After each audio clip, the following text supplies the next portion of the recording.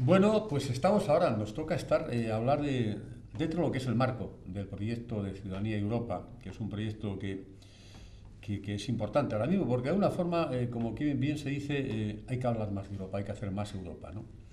Y en este proyecto, pues estamos con entrevistas, hablando de la juventud, estamos también hablando del tema de cómo está a nivel de la seguridad, ¿no? Y con portavoces, además lógicamente que lo está viviendo, como es el director del Instituto Español de Estudio Estratégico, Miguel Ángel Ballesteros. Pero ahora estamos con alguien que lo ha vivido muy de cerca, no a lo mejor tan a nivel institucional, pero muy de cerca, como es José María Seara, que ha sido durante 14 años, si 14, acaso me confundo, más o me menos, sí. corriges, portavoz de la Dirección General de la Policía Nacional y conocedor además de todo lo que se mueve en Europa, vinculado a lo que es la delincuencia, el tráfico, la trata, en países del este, no países del este. Es así, ¿no, José María? Sí, también yo formo parte de la red de comunicadores de la OLAD, de la Sí. Unión Europea, ya que estáis hablando de la Unión Europea, y entonces conozco un poco, por lo menos un poco, toda la dinámica de la delincuencia internacional o la delincuencia organizada, que era lo que nos iba a ocupar, ¿no?, en este momento. Sí. Pero yo te quería preguntar antes de nada, ya sabes que esta es una entrevista que va a través del portal de Hablemos de Europa, va a través del portal de Ciudadanos TV, que es un proyecto que entendemos que es muy interesante, y dentro de este apoyo que hemos tenido por la Secretaría de Estado para la Unión Europea, ¿no? Hay algo que nos preocupa a los ciudadanos. Yo estoy seguro que si a ellos se lo preguntara a los ciudadanos, seguro que también están preocupados. Y estamos viviendo un momento de crisis, se producen recortes en educación, en sanidad. ¿Qué está pasando con los recortes que se pueden estar produciendo de cara a lo que es el tema de la delincuencia en Europa?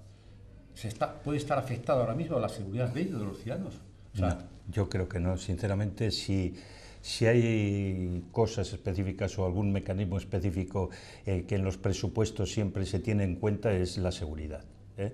La seguridad siempre prima pues, muy por encima de cualquier otra variable que puede ser muy importante o tan importante, ¿no?, para el ciudadano, pero sobre todo si no hay seguridad no hay libertad y por tanto los problemas de tipo económico se recrudecen de manera notable.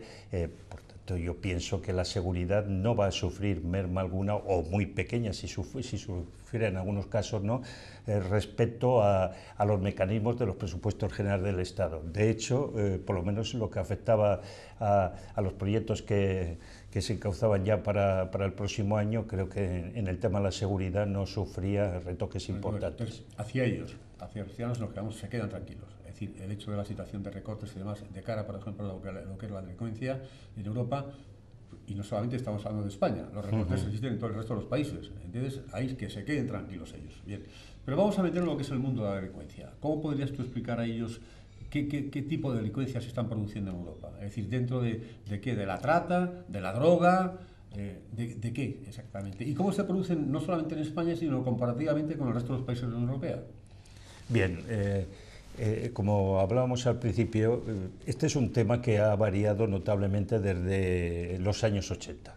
Lo que era una delincuencia local, una delincuencia concentrada o una delincuencia nacional, para entendernos mejor, se ha transformado en una delincuencia transnacional, una delincuencia organizada, en la que es muy complejo intervenir porque afecta a muchos países, afecta a muchos tipos de delictivos y, por tanto, hay que adoptar posturas comunes, hay que armonizar las legislaciones, hay que armonizar las actuaciones policiales, hay que armonizar los instrumentos para combatir este tipo de criminalidad.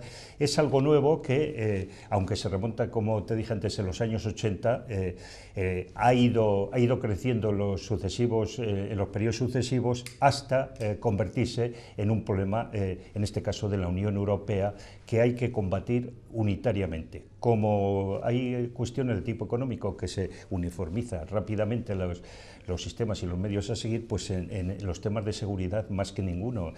Si no hay cooperación y colaboración internacional, una delincuencia que se mueve rápidamente por cualquier país, que aprovecha los medios tecnológicos y las comunicaciones, la rapidez de las comunicaciones que existe hoy en día y que se traslada de un país a otro, obviamente pues sería muy difícil combatir este tipo de delincuencia organizada o delincuencia Pero cuando internacional. estamos hablando, este es un proyecto que estamos aquí, con las entrevistas que se están realizando, ¿no?, en este proyecto de Ciudadanía y Europa, ¿no?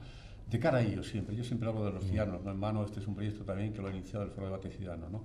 Pero si habláramos en cuanto a los aspectos comunes, es decir, ¿en qué nos puede diferenciar dentro de la delincuencia europea a un país qué tipo de delincuencia podemos tener aquí en España, con la que pueden tener en Italia, en Alemania, en los países del este?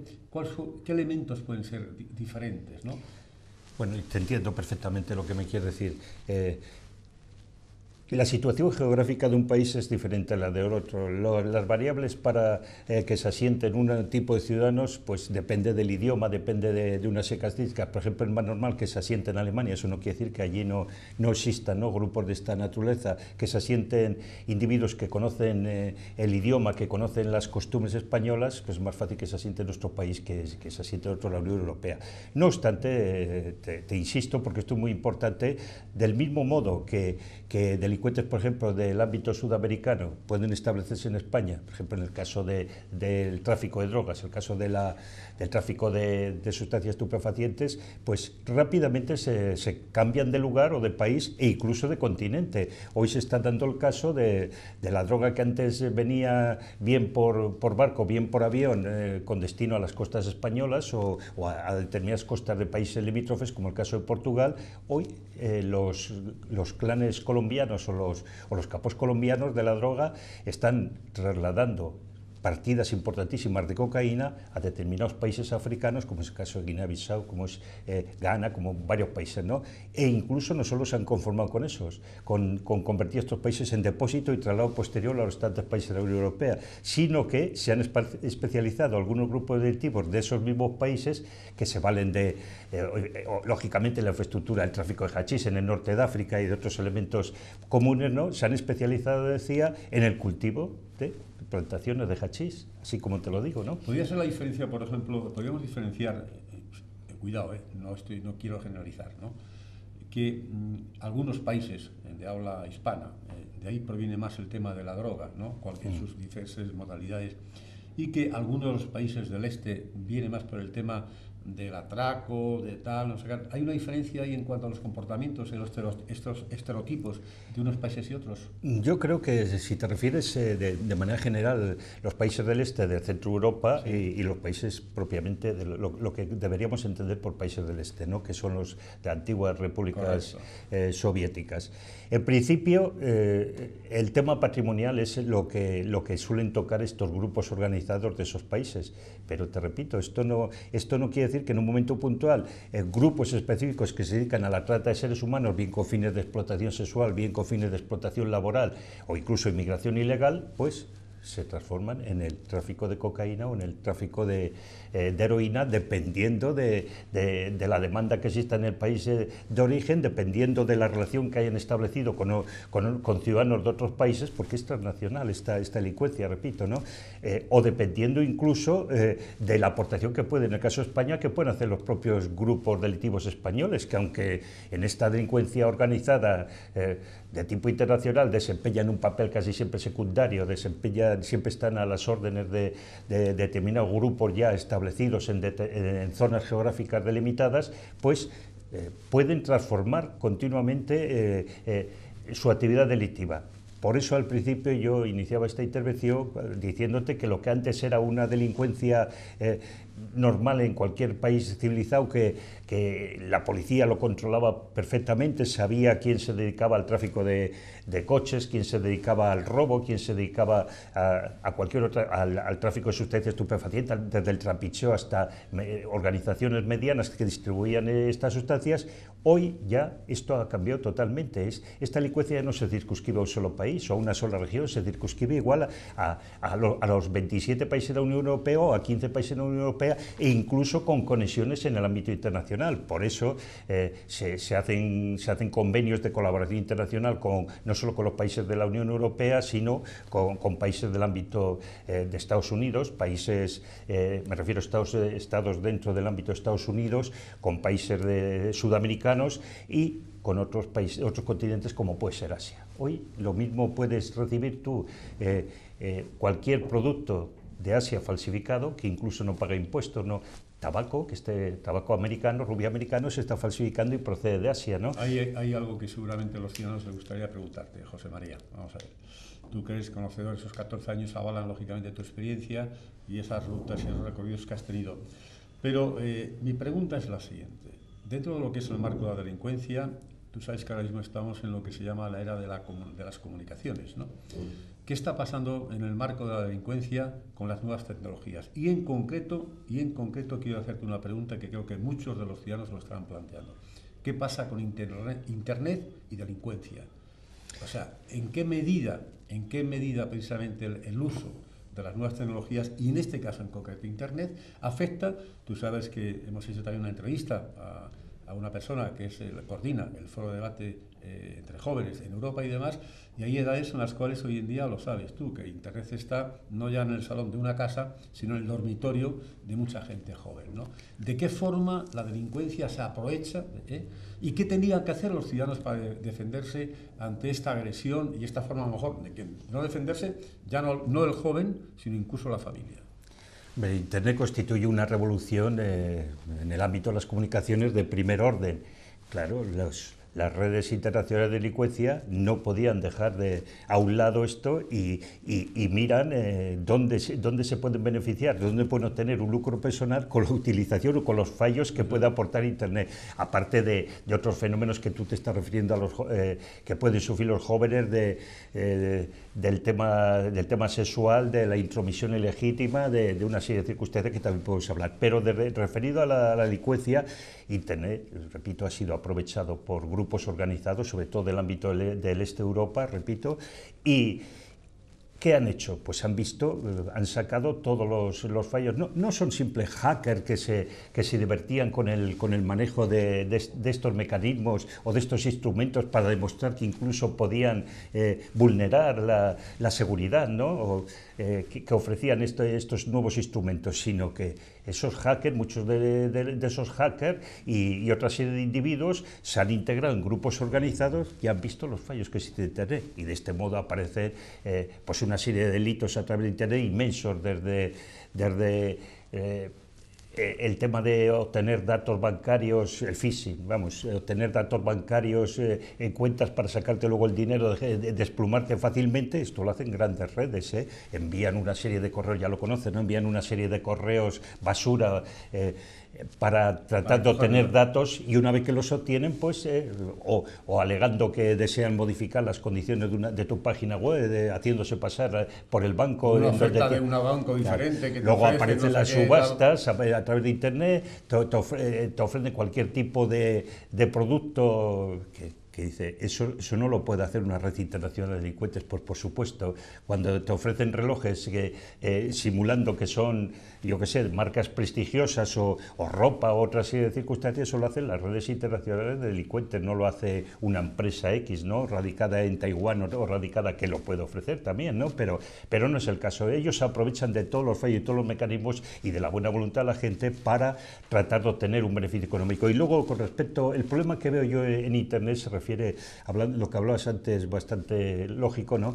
Se refiere a la privacidad de los chavales, al tema de la pornografía infantil a través de la red, a las coacciones y amenazas que sufren, más allá de los temas industriales, de otra serie más profunda, ¿no? Pero los chavales pueden sufrir, los jóvenes pueden sufrir a través de estos mecanismos unos problemas terribles. Incluso pueden llegar a obtener gente que se hace pasar por menores de edad y son adolescentes para tratar de que se desnuden, por ejemplo, en la red, o cosas que se me ocurren ahora, ¿no? O tener una serie de datos y la privacidad de estos menores para luego jugar a su antojo y ocasionar unos problemas graves en cuanto a su comportamiento y en cuanto a su capacidad si los padres no controlan. Estamos hablando de un proyecto con el cual es el motivo de estas entrevistas, que es Ciudadanía y Europa. Y dentro de la ciudadanía, lógicamente, está el tema de los jóvenes y de esa situación de cómo está la delincuencia en Europa. ¿Falta algo por hacerse? Claro, cuando hablamos de ciudadanía en Europa, hablamos mucho de educación, de cultura, de lazos incluso económicos y demás, pero en el tema de delincuencia, ¿qué camino hay por recorrer para que realmente yo o un joven ciudadano europeo esté protegido? O sea, ¿qué falta por hacer? Seguro que hay falta por hacer cosas, ¿no? Indudablemente yo... Pero la economía está claro, es decir, la crisis, todo el mundo, las reuniones, el 26, el 28, el Fondo Monetario Internacional, pero en temas sociales, esa es nuestra preocupación y nuestro compromiso del Foro Debate Ciudadano, ¿qué faltaría para hacer? ¿Qué camino, qué ruta habría que marcar para mejorar esta situación? Pues agilizar, en principio, agilizar todos los procedimientos para extraditar al individuo. Ya se ha hecho la Orden Europea de Detención y Entrega, se han hecho otros instrumentos procesales que agilizan la comunicación entre los diferentes estados. Tiene que haber todavía más coordinación internacional. Tiene que existir un control en el tema fronterizo más estricto para evitar que el que quiera venir a trabajar a un Estado y pueda venir a trabajar en calidad de migrante y tal, España en los años 60 y 70 se pobló de migrantes. Un control efectivo para que las personas que quieran aprovechar esa dinámica de migración, inmigración y tal, ahora se está emigrando gente en España a otros países, por tanto, del ámbito europeo, y no tienen problemas, ¿no? Pues la persona que pueda venir a trabajar, que haya unos cupos, que existan una serie de alternativas, pues controlar para que no se mezclen otra serie de individuos indeseables que, aprovechando estas dinámicas, tratan de meterse en los estados para luego hacer de su caposario, ¿no? Yo creo que eso es un control de los grupos delictivos. Tiene que existir un control estricto en el ámbito fronterizo, en el ámbito... ¿Tipo Estados Unidos? Efectivamente. Aunque muchas veces son criticados, aún así Estados Unidos tiene una porosidad, tiene una frontera también con México por la que se introducen cerca de 300 y pico mil inmigrantes todos los años, y a pesar de toda la Border Patrol y otra serie de mecanismos que tiene. Que es la máquina, efectivamente, que es donde tienen toda la frontera, donde utilizan de una forma la mano de obra barata de México para el tema. Vamos a tener que terminar la entrevista, pero antes de nada, sí me gustaría que, si tienes tú que aportar algo, decir algo en este tema de Ciudadanía Europa dentro del marco de la delincuencia y dirigiéndote a ello, a los ciudadanos, que lo digas ahora, José María.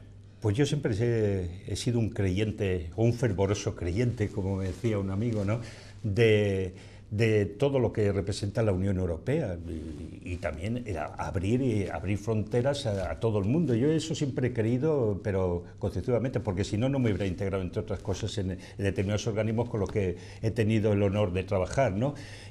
Pero yo comprendo que ahora la situación es complicada, porque vivimos en un proceso económico muy complejo, y ahora no es tan fácil, ¿no?, hacer mecanismos de integración de esta naturaleza. No obstante, pues yo me alegro de que muchos jóvenes que no encuentran trabajo aquí, hablando del ámbito laboral, que no encuentran trabajo aquí, aunque yo soy una persona menos indicada para hablar de estos temas, ¿no?, pues que puedan acceder a otros países, puedan trabajar en otros países, mejoren su situación, no se encuentren en el paro por esta dinámica, ¿no?, organizativa. Que más europeos. Efectivamente. ¿Cómo me estás diciendo, no? Y yo creo que todo eso va a crear una conciencia social, en principio, de las familias, de los propios chicos, de los gobiernos respectivos, que se van a integrar perfectamente, porque un joven que sabe alemán, ¿por qué no va a ir a trabajar a Alemania? Un alemán que sabe español, ¿por qué no va a venir aquí? Eso sí que debe ser condición sine qua non, ¿no?, que reúna las características que pidan esos gobiernos, que tengan conocimiento, que los tienen, de hecho, les sobran, ¿no?, conocimientos hoy a los jóvenes españoles,